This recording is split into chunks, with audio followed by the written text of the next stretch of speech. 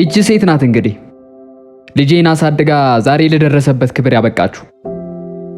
ማሊክ ማይክሮፎኑን ይዞ ወደ መድረኩ ሲጠጋ የምረቃው አዳራሽ በጭብጨባ ተናወጠ።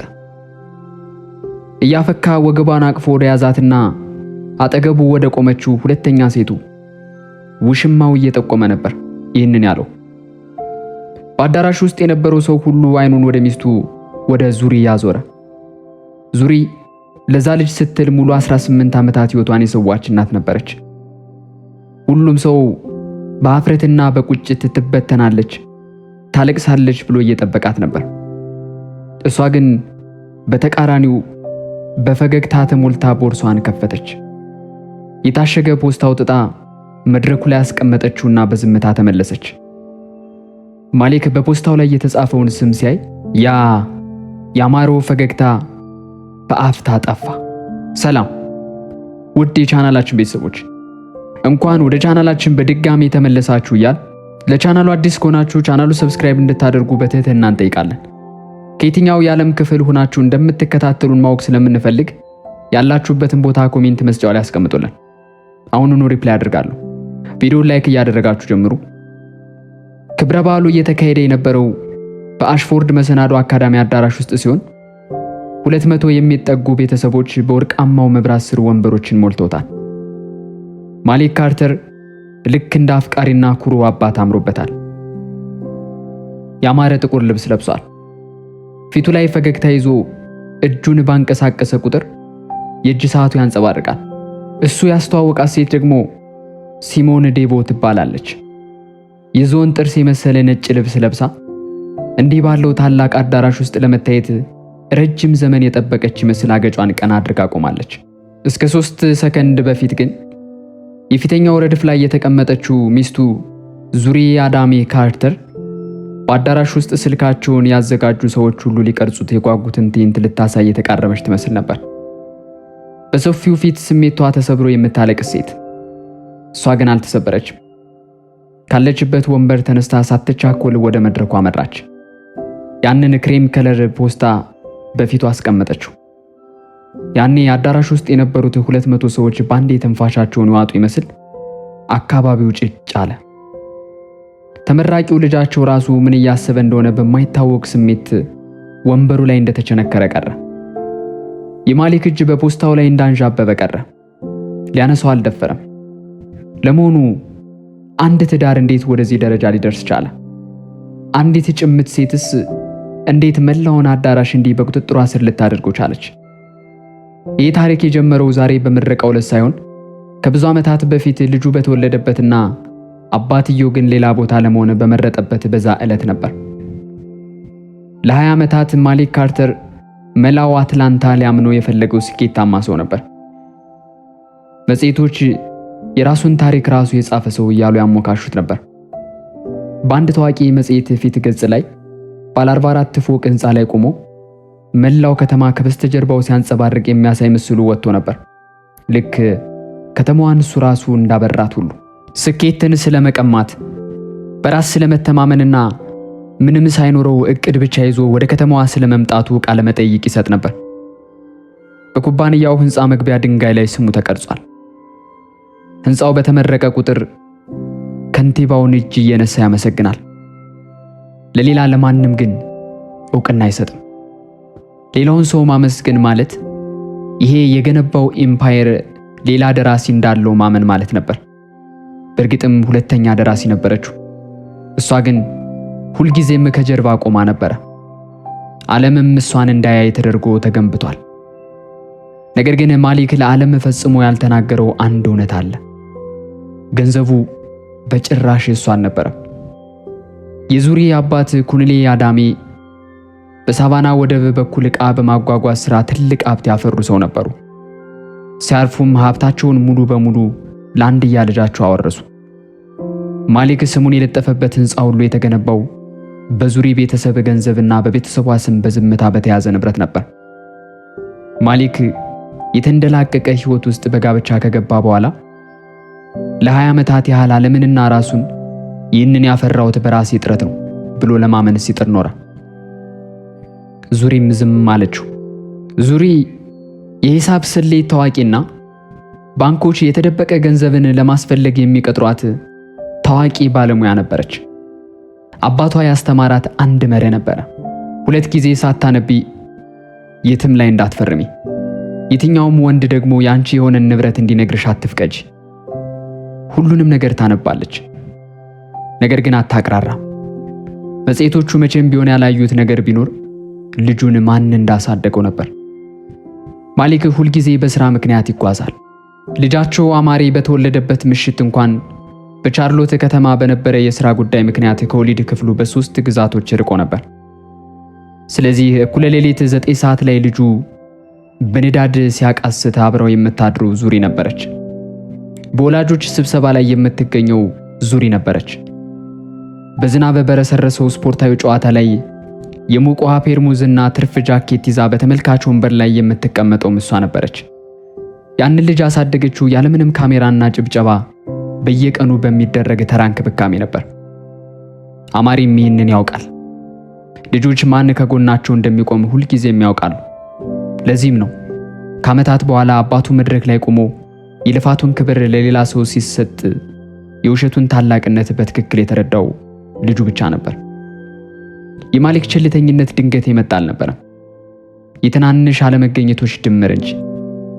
አማሪ በ2ኛ ዓመት የ2ኛ ደረጃ ትምህርቱ የቡድን ካፕቴን በሆነ ጊዜ አባቱ ቤት እመጣለሁ ብሎ በገባው ቃል መሰረት ዜናውን ለራት ሊያበስረው ጓጉቶ ነበር።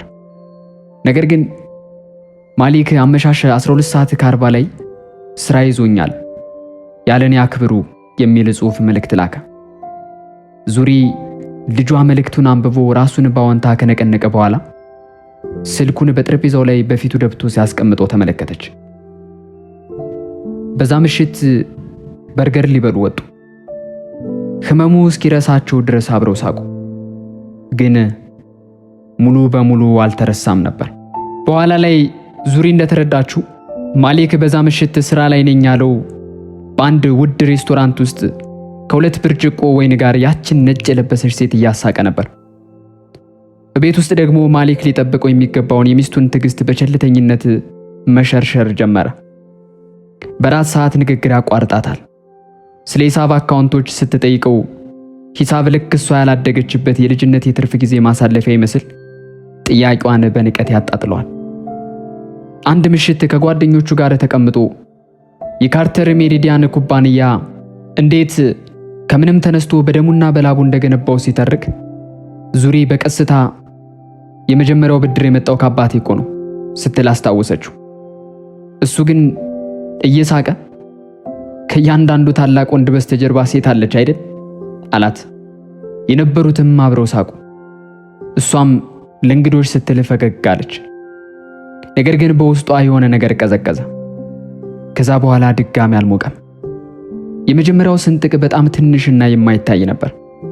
በቤት ውስጥ ሂሳብ አካውንት ላይ በአንድ ማክሰኞ ዕለት እሷ በሌላ ግዛት በስራ ላይ ያለች በአንድ የጌጣጌጥ መደብር $4000 ወጪ ሆኗል። ለእሷ የተሰጠ ምንም ስጦታ አልነበረም። ምንም ምክንያት አልነበረም። ዙሪ ያንን የሂሳብ መስመር ልክ በቦታው እንዳልተቀመጠ የተሳሳተ ቁጥር ለረጅም ጊዜ ትኩር ብላ ተመለከተችው። ከዛም የለመደችውንና የሚጠቅማትን ብቸኛ ነገር አደረገች።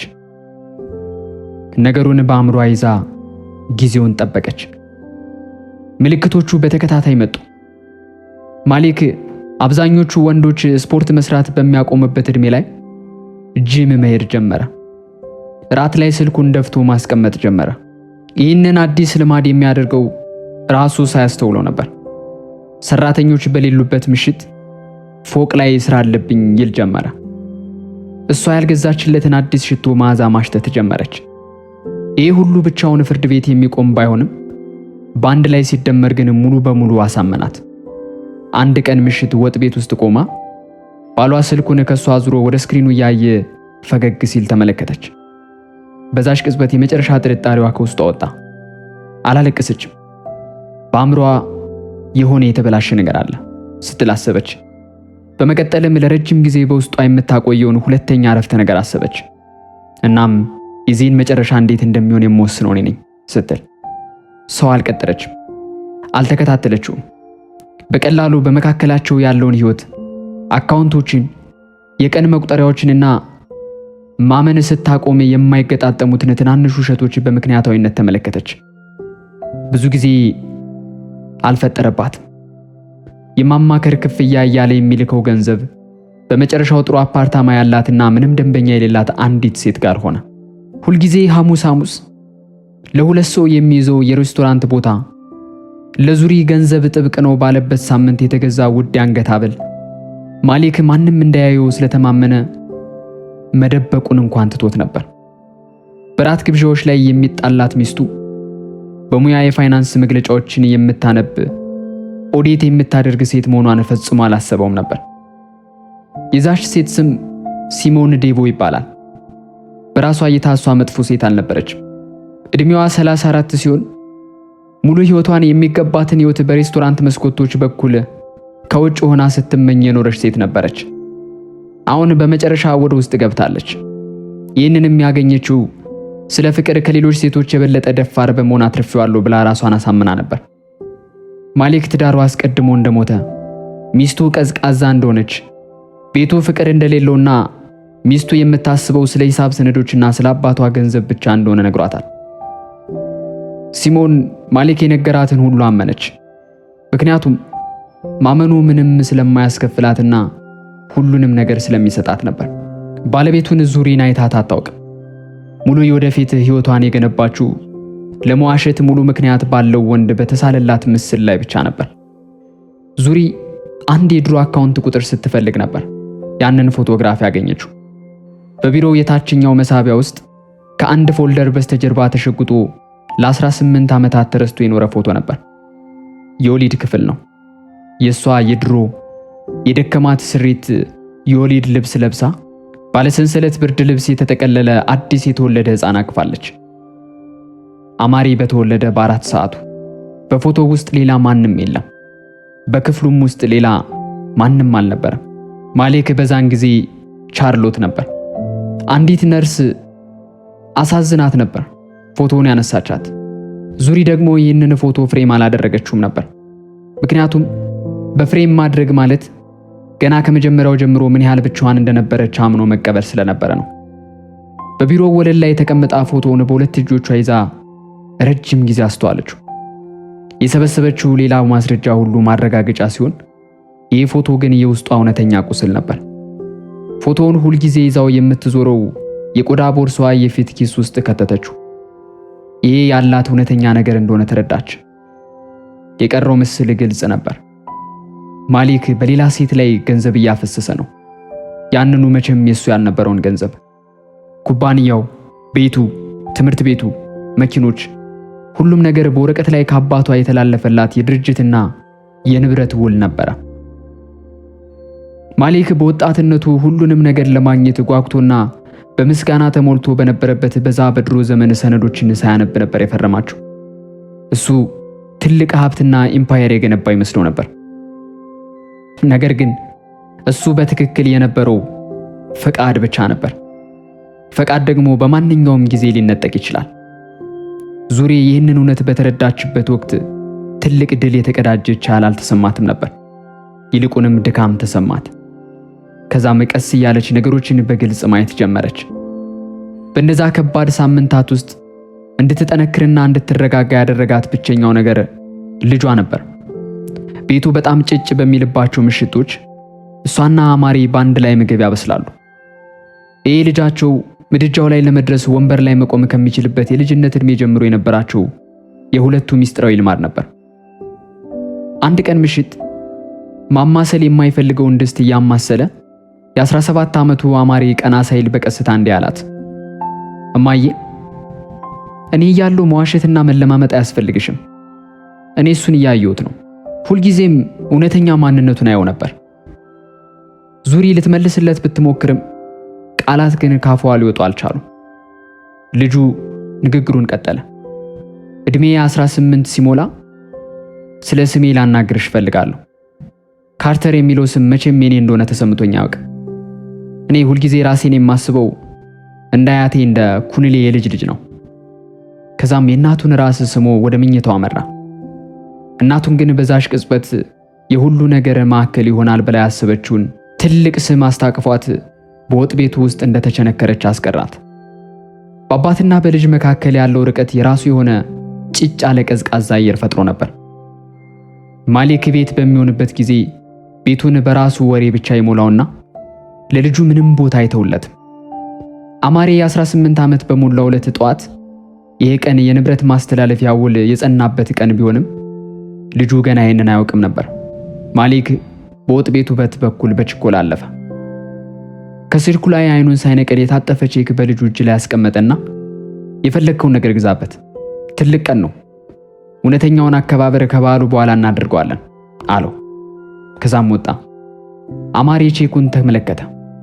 በመቀጠልም እናቱን አየ። ቼኩን ሳይከፍተው ጠረጴዛው ላይ ያስቀመጠው። ዛሬ ምን ቀን እንደሆነ እንኳን አያውቅም አለ። አልተናደደም። ንዴትን ካለፈ ቆይቷል። እሱ በቀላሉ ነገሩን አብቅቶታል። በዛ በበጋ ማብቂያ ላይ ዙሪ ማወቅ ያለባትን ነገር ሁሉ ጠንቅቃ አውቃ ነበር። እውነቱን ለመናገር ከ3 ዓመታት በላይ አብዛኛውን ነገር ታውቅ ነበር። ለራሷ እንኳን አምና ለመቀበል ከፈቀደችው በላይ ለረጅም ጊዜ። ስለዚህ አሁን የቀረው ውሳኔ ትፋታዋለች ወይስ አትፋታውም ወይስ ምን ታደርጋለች የሚለው ሳይሆን መቼ፣ የትና በማን ፊት የሚለው ብቻ ነበር። አባቷ ይወደው የነበረውንና ከአባቷ ቀብር ጀምሮ ያልተነካውን ወይን ቀዳች። ጨለማ በዋጠው መስኮት በኩል ብቻዋን ጽዋዋን አነሳች። ለአማሬ ምረቃ 11 ወራት ይቀሩት ነበር። ቀኗን አገኘች። ማሌክ ይህንን ቀን ለሷ ቀላል አደረገላት። ምክንያቱም ማሌክ መድረክ ማግኘት ካለበት ፈጽሞ ራሱን መቆጣጠር አይችልም።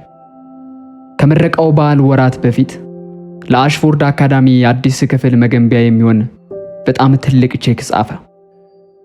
ይህንን ያደረገበት ብቸኛው ምክንያት ግን ማይክሮፎኑን ራሱ መያዝ ስለፈለገ ነበር። በምረቃው ዕለት ቆሞ ጥቂት ቃላት እንዲናገር የተጋበዘ አባት መሆን ፈለገ። ስኬታማ አባት። በትላልቅ ሰዎች ፊት ስኬታማ ልጁን ሲመርቅና ሲባርክ ሊታይ ፈለገ።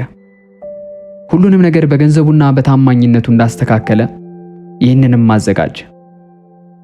እራት ላይ ለዙሪ ነገራት። ልክ ስለ አየር ሁኔታ ጥሩ ዜና እንደሚያበስር ሁሉ እንድናገር ፈቅደውልኛል አለ። የበላውን ስጋ እየቆረጠ ይገባኛልም። ይህንን ሁሉ የገነባሁት እኔ ነኝ። አንድ ሰው መድረክ ላይ ወጥቶ ይህንን መናገር አለበት። ውድቀቱ ከመምጣቱ በፊት የነበረው ማሌክ እንግዲህ እንዲህ ነበር። በራሱ ላይ ከመጠን በላይ ከመተማመኑ የተነሳ የቆመበት መሬት እየተሸረሸረ መሆኑን ማየት ያቆመ ሰው ነበር። ቤቱ የሱ፣ ገንዘቡ የሱ፣ ልጁም የሱ ስኬት እንደሆነ አመነ። እናም ሚስቱ በዚህ ሁሉ ነገር ላይ ምንም አይነት እርምጃ አትወስድም ብሎ አመነ። ዙሪ የትም አትሄድም አላት ማሌክ ለአንዷ ምሽት ለሲሞን እየሳቀና እየተማመነ። እሷ በሰው ፊት ትዕይንት ለመፍጠር በጣም ኩሩ ናት። ይህንን ጉዳይ በይፋ አታወጣውም። የምታጣው ብዙ ነገር አለ። እሱ ግን ነገሩን ሙሉ በሙሉ ገልብጦት ነበር። ይህንን ሊያውቅ አልቻለም። ምክንያቱም ለ20 ዓመታት የእሷን ዝምታ እንደ ፍርሃትና ድክመት ይቆጥረው ነበር። እሱ ግን ድክመት አልነበረም፣ አልሞ መተኮስ እንጂ። ዙሪ ሁሉንም ነገር በዝምታና ሙሉ በሙሉ በምታምናት በአንድ ሴት እርዳታ አዘጋጀች። ግሬስ ኦካፎር ከሕግ ትምህርት ቤት ጀምሮ የቅርብ ጓደኛዋ የነበረች ሲሆን አሁን ደግሞ ጠበቃዋ ናት። የተገናኙት በቢሮ ሳይሆን በግሬስ ወጥ ቤቱ ጠረጴዛ ላይ ነበር። አማሬ በልደቱ ቀን እንደፈረመ የንብረት ስም ዝውውሩ ፍጹም ይሆናል። ማሌክ ይወጣል። ዝም ብሎ አይካድም። ሙሉ በሙሉ ይወጣል። እናም ወደዛች ሴት ያዛወረው ገንዘብ ሁሉ በሕግ ለኩባንያው የቦርድ አባላት መመለስ ያለበት ንብረት ይሆናል። ግሬስ ቀና ብላ አየቻት። አንዴ ከጀመርን በኋላ ወደ ኋላ መመለስ የለም። ዙሪ ገጹን አገላበጠችው። ባሮጌው ልማዷ መሰረት ሁለት ያነበበችውና ፈረመች። ወደ ኋላ መመለስ አልፈልግም አለች።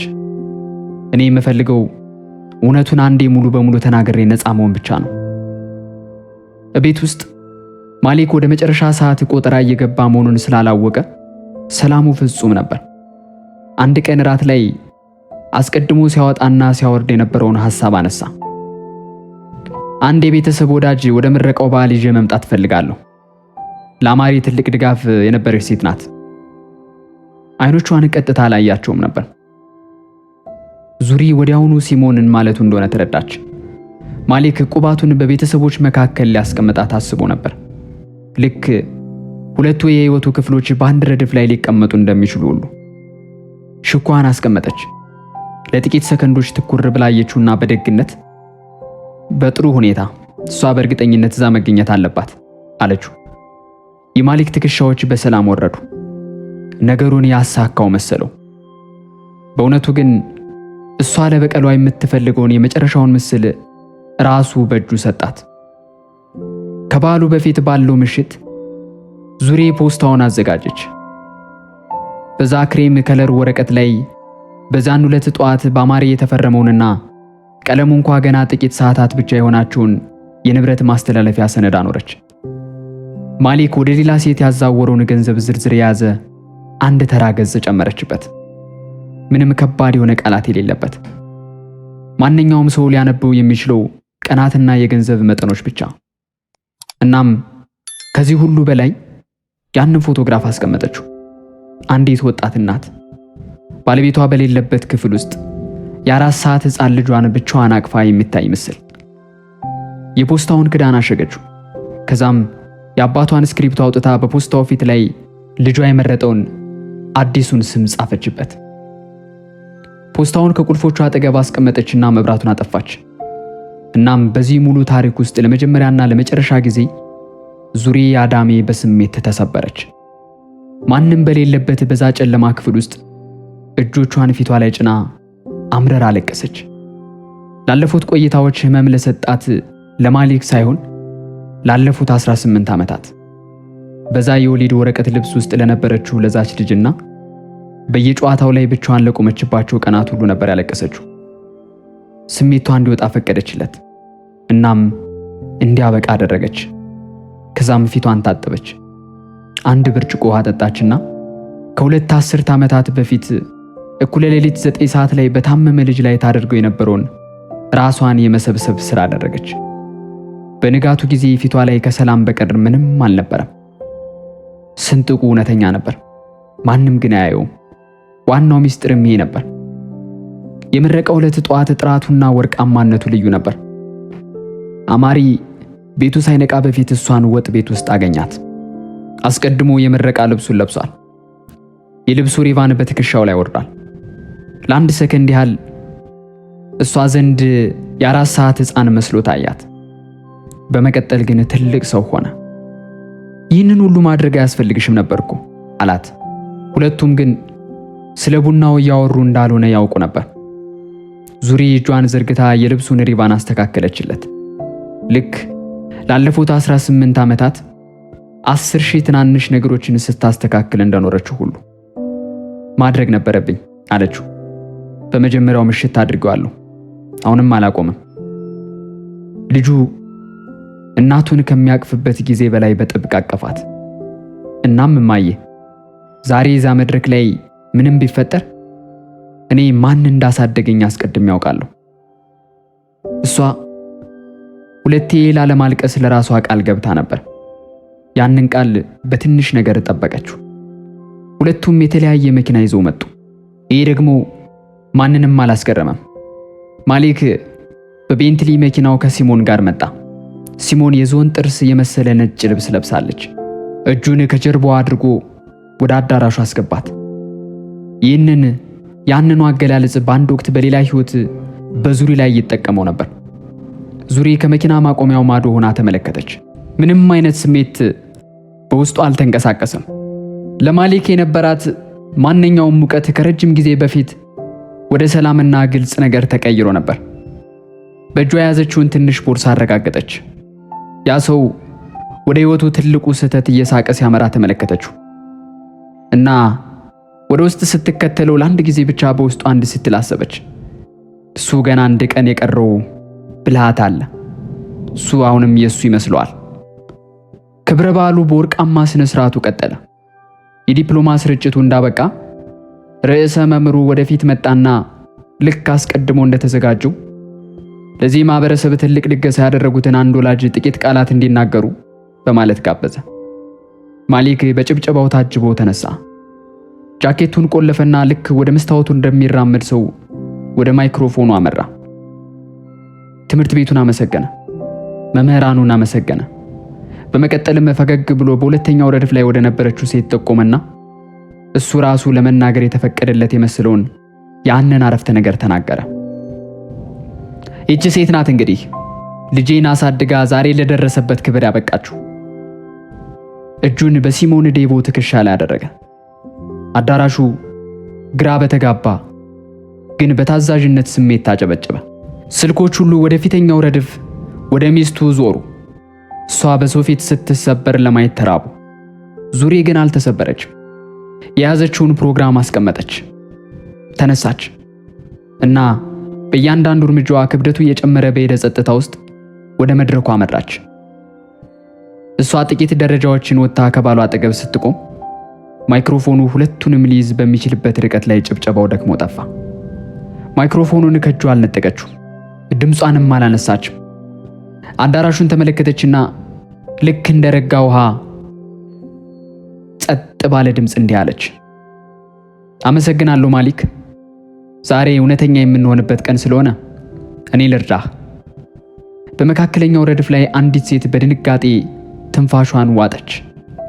የማሊክ ፈገግታ አሁንም አልጠፋም ነበር፣ ምክንያቱም ነገሩ አስቀድሞ ማብቃቱን ገና አልተረዳምና። እስኪ አንድ ነገር ላብራራ አለች ዙሪ ሳትቸኩል፣ ምክንያቱም ባለቤቴ የእሱ ያልሆነውን ክብር በመስጠት ላይ በጣም ለጋስ ሆኗል። ዝምታው እንዲረዝም አደረገች። ስለ ሲሞን ካወቅኩ 3 ዓመታት ተቆጥረዋል። ቃላቱ ግልጽና ጠፍጣፋ ሆነው አረፉ። ውጤቱም ድንጋጤ ብቻ ሳይሆን በአዳራሽ ውስጥ ያለው አየር በአንዴ ተቀየረ። 200 ሰዎች በአንድ ጊዜ የምረቃ በዓል እያዩ እንዳልሆነ ተረዱ። የማሊክ እጅ ልክ ትኩስ ምድጃ እንደነካው ሰው ከሲሞን ትከሻ ላይ ተነሳ። በሁለተኛው ረድፍ ላይ የሲሞን ቀና ያለው አገጭ በ1 ኢንች ዝቅ አለ። ዙሪ ገና ወደ እሷ አልተመለከተችም ነበር። ይሄ ትንሹ እውነት ነው ስትል ቀጠለች። መላው አዳራሽ ፊቷን እንዲያይ ዞር አለች። ትልቁ እውነት ግን ይሄ ነው። ያንን አንድ የታጠፈ ገጽ አነሳች። ባለቤቴ አሁን ክብር የወሰደበትን ነገር ሁሉ፣ ኩባንያው፣ ይህ ትምህርት ቤት፣ ውጭ ያለው ቤት፣ ምንም ነገር የሱ አልነበረም። ከ20 ዓመታት በፊት አባቴ ሁሉንም ነገር ለኔ ነው የተወልኝ። የማሊክ ስም ያለበት ህንፃ ሁሉ የተገነባው በኔ ስም በተያዘው የቤተሰብ ገንዘብ ነው። ድምፅም አልጨመረችም። ነገር ግን ድምጿ ስለታም ሆነ። ለ20 ዓመታት ያንን ገንዘብ ልክ እሱ እንደደከመበት ሰው አጠፋው። እናም ካለፈው ጥቂት ጊዜ ጀምሮ የተወሰነውን ገንዘብ በሷ ላይ አጠፋው። ዙሪ የያዘችውን ሰነድ ተመልክታ ድጋሚ ወደ አዳራሹ አይኗን መለሰች። ሁሉንም ነገር እዚህ ላይ በግልጽ ሰፍሯል። ጠበቃዬ ጋር አለ። ከዛሬ ጠዋት ጀምሮ ደግሞ የኩባንያው የቦርድ አባላትም እጅ ገብቷል። የማሊክ አፍ ተከፍቶ ቀረ። ምንም ቃል ሊወጣው አልቻለም። እጆቹ መንቀጥቀጥ ጀመሩ። ሁኔታው ከአቅሟ በላይ ሆኖ መጀመሪያ የጮኸችው ሲሞን ነበረች። ልክ ዙሪ አስቀድማ እንደገመተችው ያንን የዞን ጥርስ የመሰለ ነጭ ልብሷን ለብሳ እየተንቀጠቀጠች ከተቀመጠችበት ተነሳች። ማሊክ እባክህ እውነት እንዳልሆነ ንገራት ስትል ጮኸች። ነገር ግን እርዳታ ፍለጋ ወደሱ ስትዞር ያየችው የራሱን ቀብር በቁም የሚያይ የሚመስል የፈራ ሰው ስለነበረ ንግግሯን አቋረጠች። ያንተ እንደሆነ እኮ ነው የነገርከኝ አለችው። ድምጿ በቁጭት ለሁለት እየተሰነጠቀ። አፓርታማው፣ ጉዞዎቹ፣ ሁሉም ነገር አዲስ ህይወት እየሰጠኝ እንደሆነ ነበር የነገርከኝ። የምትመካበትና ሁሉንም ነገር መስዋዕት ያደረገችለት ያ የተንደላቀቀ ህይወት መቼም ቢሆን እንዳልነበረ፣ ምንም ርብረት የሌለውን ባዶ ሰው አምና እንደኖረች፣ እናም በዚህ ታሪክ ውስጥ እሷ መጥፎዋ ሴት ሳትሆን ልክ እንደ ዙሪ ሁሉ የተዋሸችበት ሌላኛዋ ተበዳይ መሆኗን የምታይበት የድንጋጤ ስሜት ፊቷ ላይ በግልጽ ይነበብ ነበር። ልጁን ያሳደግሽው አንቺ ነሽ ብለህ እኮ ነው የነገርከኝ ስትል በፍርሃትና በሀፍረት አንሾካሾከች። እኔ እሱን ለመጀመሪያ ጊዜ ያገኘሁት እኮ ከ3 ዓመት በፊት ነው። ለምን እንደዚህ አይነት ውሸት በሰው ፊት እንድናገር አደረገኝ? እጇን ባፏ ላይ ጫነች። በአዳራሹ የነበረው ሰው ሁሉ እያንዳንዱን ቃል በግልጽ ይሰማ ነበር። እሱ ብዙ የተናገራቸው ውሸቶች አሉ ስትል ዙሪ መለሰችላት። ለቅጽበትም ቢሆን በድምጿ ውስጥ ርኅራኄ ይታይ ነበር። ምክንያቱም ሲሞንም ቢሆን በመጨረሻ በዛ ውሸታም ወንድ የታለለች ሴት ነበረች። እኔ ቀዝቃዛ እንደሆንክ ነግሮሻል። ይሄ ትዳር እንደሞተ ነግሮሻል። የተጻፈ የውሸት ድራማ ሰጥቶሽ ፍቅር እንደሆነ እንድታምኝ አድርጎሻል። ዙሪ ንግግሯ በሰዎች አእምሮ ውስጥ እንዲሰርጽ ጥቂት ዝም አለች። አንቺ እዚህ ላይ ዋነኛዋ በደለኛ አይደለሽም። እውነቱን በመጨረሻ ያወቅሽ የመጨረሻዋ ሰው ነሽ እንጂ። ከዛም ዙሪ ከሁለቱም ዞር ብላ በሶስተኛው ረድፍ ላይ የምረቃ ልብሱን ለብሶ በዝምታ ወደ ቆመው ወጣት ልጇ ተመለከተች። ግን እኔ እዚህ መድረክ ላይ የወጣሁት ስለ እነዚህ ነገሮች ለመናገር አይደለም አለች ዙሪ። እኔ እዚህ የወጣሁት ስለሱ ስል ነው። በእጇ ከያዘችው ቦርሳ ውስጥ ያንን ክሬም ከለር ፖስታ ወጣች። በተፈጥሮ ስሜት ተገፋፍቶ እጁን ለዘረጋው ለማሊክ ሳይሆን እሱን አልፋ ለልጇ አቀበለችው። ይሄ አንተ አይደለም አለችው ማሊክን ያለምንም እንዴትና ጩኸት። ማሊክ እጁ በአየር ላይ እንደተዘረጋ ደርቆ ቀረ። በፖስታው ፊት ላይ በአባቷ የእጅ ጽሑፍ አንድ ስም ተጽፎ ነበር። ማሊክ ስሙን አነበበው። የአዳራሹም ሰው ሁሉ የማሊክ ፊት ልክ እንደ ሕንፃ ሲናድ እንደሚያደርገው ሲሰባበር ተመለከተ። በፖስታው ላይ ማሊክ ካርተር የሚል ስም አልነበረም። ዙሪ የሚልም አልነበረም። የሚለው አማሪ አዳሚ ነበር። በዛው ዕለት ጠዋት በ18ኛ ዓመት ልደቱ ልጁ የአያቱን ስም ወስዶ አባቱን ከማንኛውም ንብረትና መብት ሙሉ በሙሉ አውጥቶት ነበር። በፖስታው ውስጥ ነገሩን ፍጹም የሚያደርጉት የሕግ ሰነዶች ነበሩ። አማሪ ሰነዶችን በረጉ እጆቹ ሲያወጣቸው ከሰነዱ ስር ያ የድሮ ፎቶግራፍ ወጣ። አንዲት ወጣት እናት በወሊድ ክፍል ውስጥ አዲስ የተወለደ ሕፃን ብቻዋን አቅፋ የምታይ ፎቶ ምስል። የትኛውም ንግግር ሊያስተባብለው የማይችለው እውነተኛ ምስል። አማሪ ፎቶውን ለረጅም ጊዜ ትኩር ብሎ ተመለከተ። ከዛም ልፋቱን ሁሉ ለባዕድ ሴት ሰጥቶ መድረክ ላይ ላመሰገኑ ሰውዬ አየው። እናም አንድ ልጁ ሊያደርገው የሚችለውን እጅግ ጭምትና ከባድ ነገር አደረገ። ምንም ቃል አልተናገረም። በቀላሉ ከመድረኩ ወረደ። በመድረኩ ፊት ለፊት ተሻግሮ ከእናቱ አጠገብ ትከሻ ለትከሻ ተደግፎ ቆመ። ልክ ሁልጊዜም አብሮሽ ከነበረው እውነተኛ ሰው አጠገብ እንደምትቆሚ ሁሉ። ማሊክ በረጅሙ ተነፈሰ። ለመቆም እንዲረዳው መድረኩን በጥብቅ ያዘ። ያ ያማረው ውድ ልብሱ በአንዴ በሰውነቱ ላይ የሰፋውና ያነሰው መሰለ። ማሊክ ካርተር በትውስትና በብድር ገንዘብ በገነባው መድረክ ላይ ሊያስደንቃቸው በሚፈልጋቸው ሰዎች ሁሉ ፊት ሚስቱና ልጁ ለሱ ምንም አይነት ቦታና ፍላጎት እንደሌላቸው እያየ ብቻውን ቆመ። ዙሪ ለመጨረሻ ጊዜ ወደ ማይክሮፎኑ ተጠጋች። አዳራሹ በጣም ጭጭ ብሎ ስለነበር ቃላቱን ጮኻ መናገር እንኳን አላስፈልጋትም። ባሏን ተመለከተችው። በጥላቻ አልነበረም። ጥላቻ ቢሆን ኖሮማ ሊደገፍበት የሚችል ስሜት ይሰጠው ነበር። ይልቁንም በመጨረሻ ትልቅ ሸክም አውረዳ እንደተገላገለች ሴት በረጋ መንፈስ በቀስታ እንዲህ አለችው። እሱ መቼም ቢሆን ለሌላ ሰው አሳልፈ የምትሰጠው ያንተ ንብረት አልነበረም። ከዛም የልጇን እጅ ያዘች። ሁለቱም በአንድ ላይ ከመድረኩ ወርደው ሄዱ። የአዳራሹ የኋላ በሮች ወደ አንድ ተራ መደበኛ ከሰዓት በሮች ተከፈቱላቸው። ውድቀቱ በጣም ፈጣንና ቅደም ተከተሉን የጠበቀ ነበር። ያ የንብረት ማስተላለፊያ ውልና ማሊክ ያዛወረው የገንዘብ ዝውውር ማስረጃ ለቦርዱ በቀረበ ጊዜ የኩባንያው የቦርድ አባላት ከአንድ ሰዓት ባነሰ ዝግ ስብሰባ ማሊክን ከዋና ስራ አስፈጻሚነቱ አባረሩት። በአንድ ወቅት የከተማዋን ውበት የገነባ ሰው እያለ ያሞካሸው ታዋቂ መጽሔት አሁን ስለተባረረው መስራችና ስለሚያደርገው የንብረት ምርመራ ሁለት አጫጭርና ቀዝቃዛ አንቀጾችን ብቻ አስነበበ። በህንፃው መግቢያ ድንጋይ ላይ ተቀርጾ የነበረው ስሙ ህንፃው ወደ ሌላ ባለቤት በዞረበት በሚቀጥለው ጊዜ በቀስታ ተፍቆ ጠፋ። መተማመን ከውል በላይ ዋጋ በሚሰጥባት በዛሽ ከተማ ውስጥ ማንም የሱን ስልክ ሊያነሳ አልፈለገም።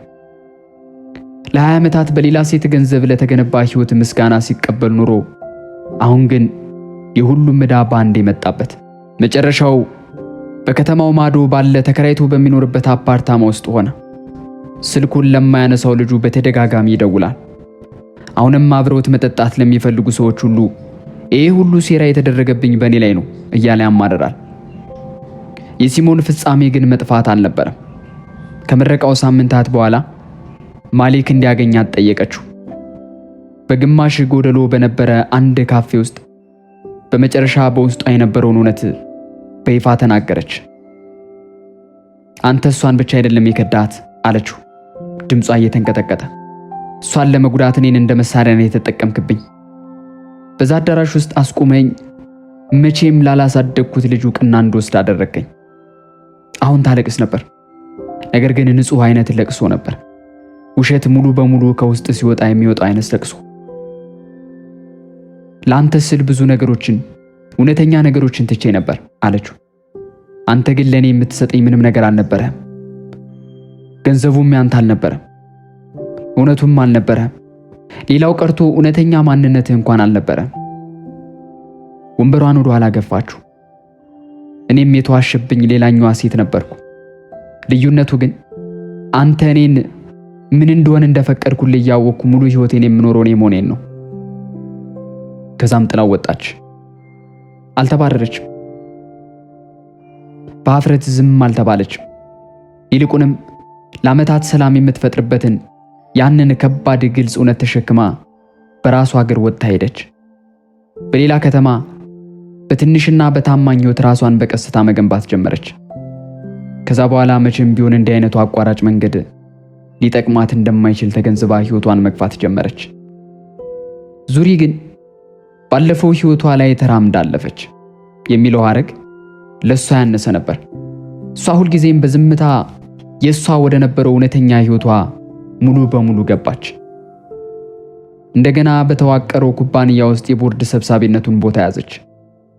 የመጀመሪያው ስራዋ ደግሞ ማሊክ በአንድ ወቅት ለአንገት ሐብል መግዣ የሰረዘውን ያንን ትልቅ የገንዘብ እቅድ በማንሳት በአባቷ ስም ድርጅት ማቋቋም ነበር።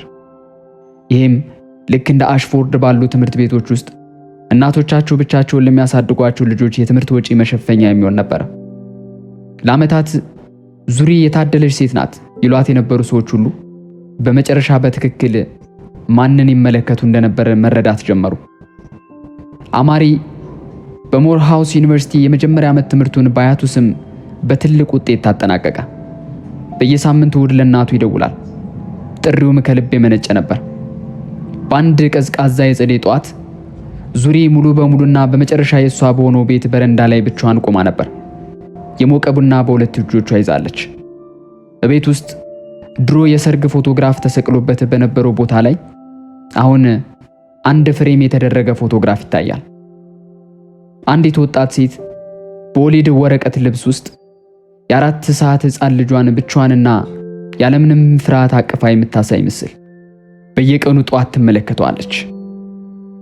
ስለ ማሊክ አታስብም ነበር። ስለ ማሊክ ካሰበች ቆይታለች። ቤተሰቦቿ እንዲገነባ በረዱት ከተማ ላይ ፀሐይ ስትወጣ ተመለከተች። እናም ለ18 ዓመታት ለመሰማት የጠበቀችውን ያንን ስሜት ተሰማት። ትልቅ ድል አልነበረም፣ እፎይታም አልነበረም። ይልቁንም ሰላም ነበር። ትክክለኛውን ሰዓት ጠብቃ ዝም ያለች፣ እውነቱን አንዴ ተናግራ የተደመጠች ሴት የሚሰማት ያ ጥልቅና የረጋ ፍጹም ሰላም። ቡናዋን ጠጥታ ጨረሰች። ቤቱ ጭጭ ያለና ጸጥ ያለ ነበር። ቤቱ የሷ ነበር። ከዚህ በኋላ የሚመጣው እያንዳንዱ የጸጥታ ጠዋትም የሰው ነበር። ታሪኩን ከወደዳችሁት ዝም ብላችሁ አትውጡ። ቪዲዮውን ላይክ አድርጉት፣ ለሌሎች እንዲደርስም ሼር አድርጉ እና ከሁሉም በላይ ደግሞ ተጨማሪና ጠንካራ ሳቢ ታሪኮችን ለማግኘት ይህንን ቻናል ሰብስክራይብ ማድረጋችሁ እንዳትረሱ። የዛሬ ታሪካችንን በዚህ ቋጭተናል። በሌሎች ታሪኮች በድጋሚ እስካገኛችሁ ድረስ ቸር ቆዩልን።